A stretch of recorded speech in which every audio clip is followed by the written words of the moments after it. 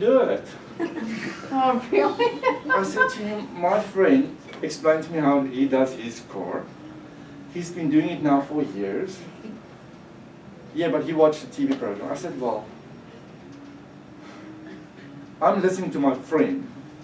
And we had this big argument about polishing the car. Because I'm transferring. Wear an iPod while you wash the car. You can't hear him.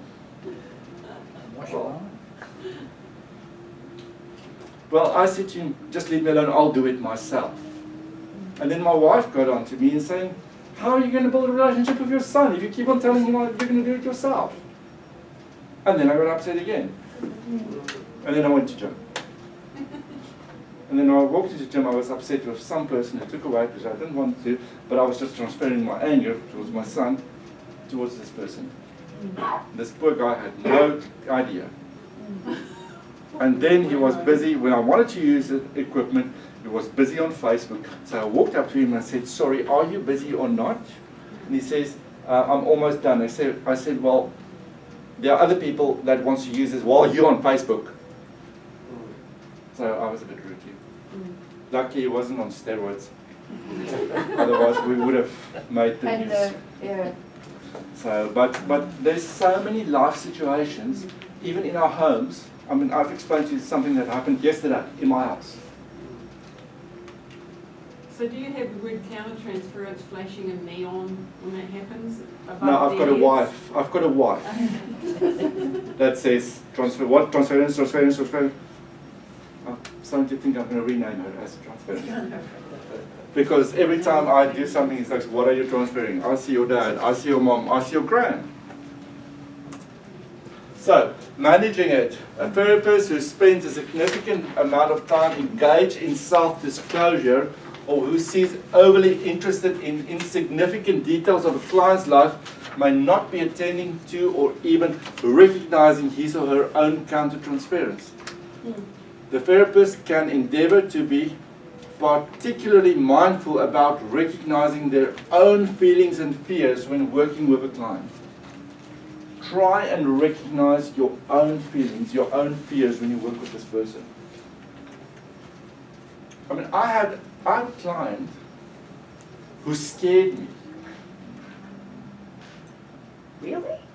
She walked in and I didn't know what to do with her before she even said something. Some people are scary though. She didn't look scary. Can I ask what it was? Would it be a Did you man? find out what it was that scared? I felt, the thing is, Did she remind you of something? yeah, she did.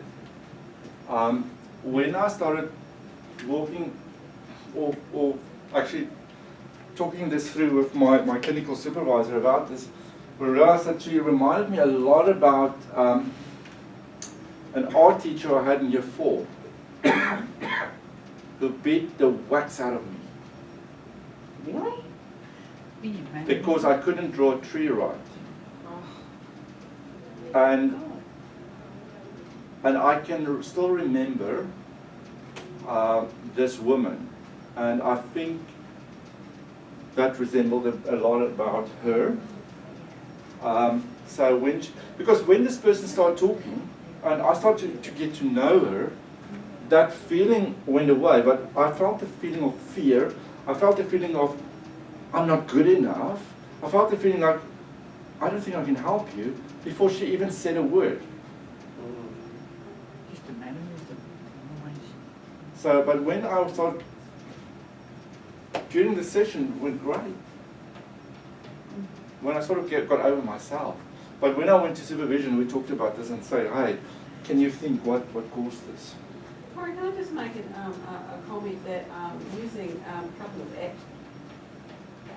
techniques are really good for counter-transference because you actually say to yourself, my mind is having the thought that, Yeah, dot, dot, dot, dot. yeah, It's not real. yeah, it's not real, yeah, yeah, Come and go.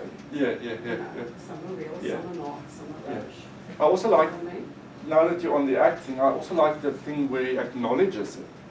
Where he says, thank you, mind, for reminding me about this, but we'll go on we'll go on now. Yeah, thanks a lot, mind. Yeah. Sometimes I wish the mind won't remind me about stuff, but unfortunately that's how our minds work.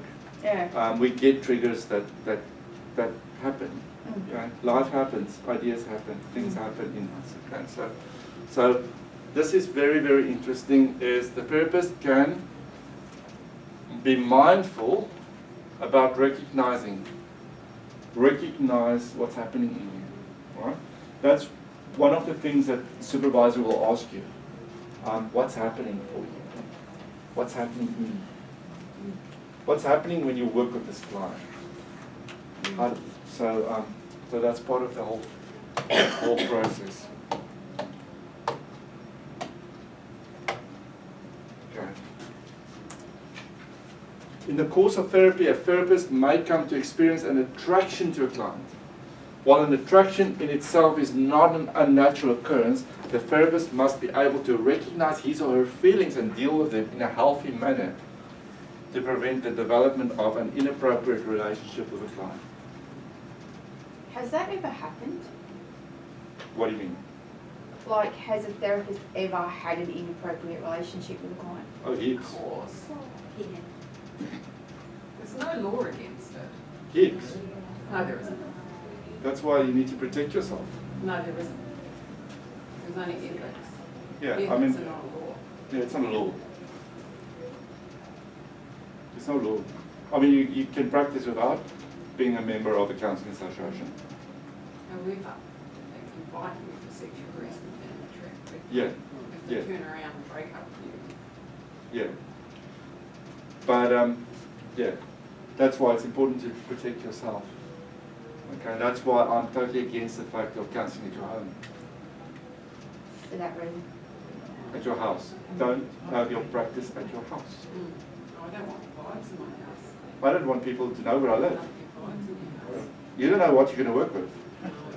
Especially if they start to transfer something on you.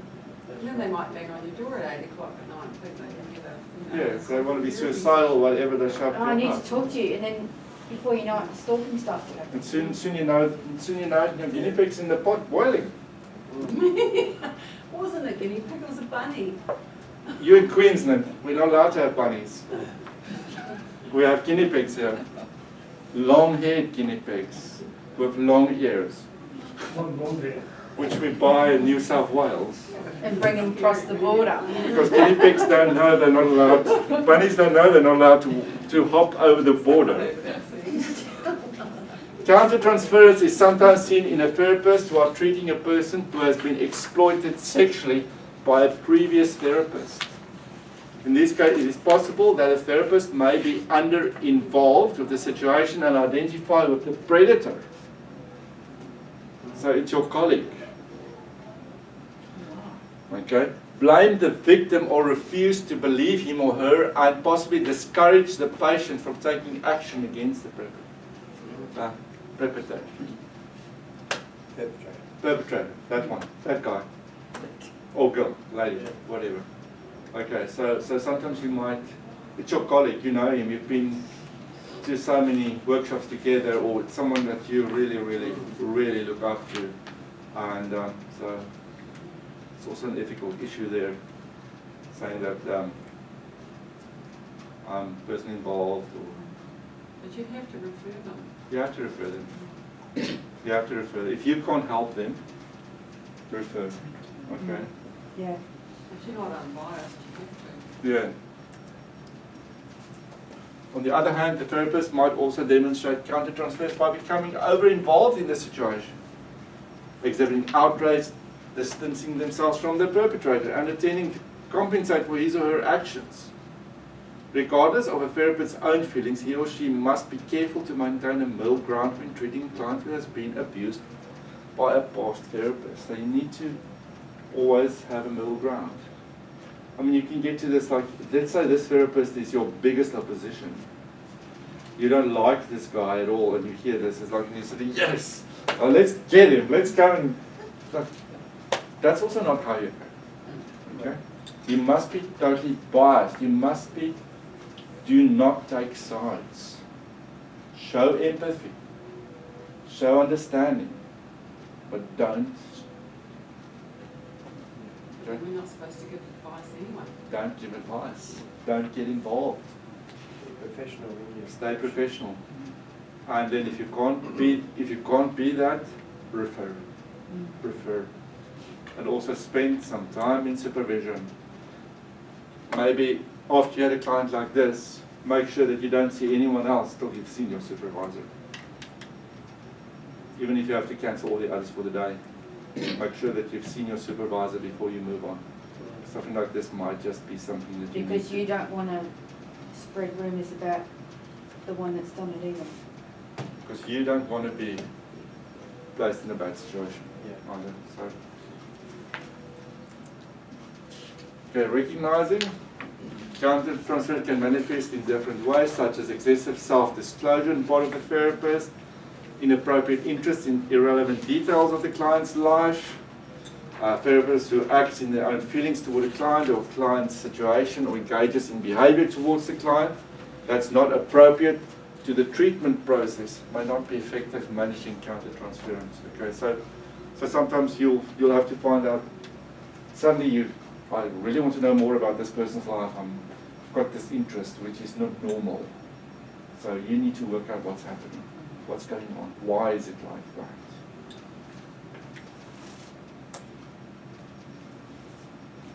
Right. So, anything you want to add to counter-transference? Just one thing. Yeah. Sometimes people are very, very resistant. Say you're using a therapy that's a bit confrontive, like assault, Yeah. something like that. And the resistance comes up really strongly. They might accuse you of counter-transference Yeah, if they know what the word means. yeah. But it's not. It's just purely their resistance. Resistance, yes. So just be aware Yeah. of that. You remember also is why when you get a client that's got resistance, sometimes you get resistance in a client or you get avoidance. Also look into what that is. Sometimes that is transference that's causing the resistance and the avoidance. Sometimes it's not. As I said before, not everything is transference. Okay, so it's just another thing to be aware of, but don't go around saying that everything is, that's because of transference, that's because of this. Okay. Everything is not transference. Okay. Avoidance is where they avoid their external experiences. So like, don't just link it to one thing. Okay? So be aware of that. Okay, That's great, thank you. now you've got both of them. Go forth and do some assessments. Thank you. Right, Mark. Sorry. Yeah, I did too.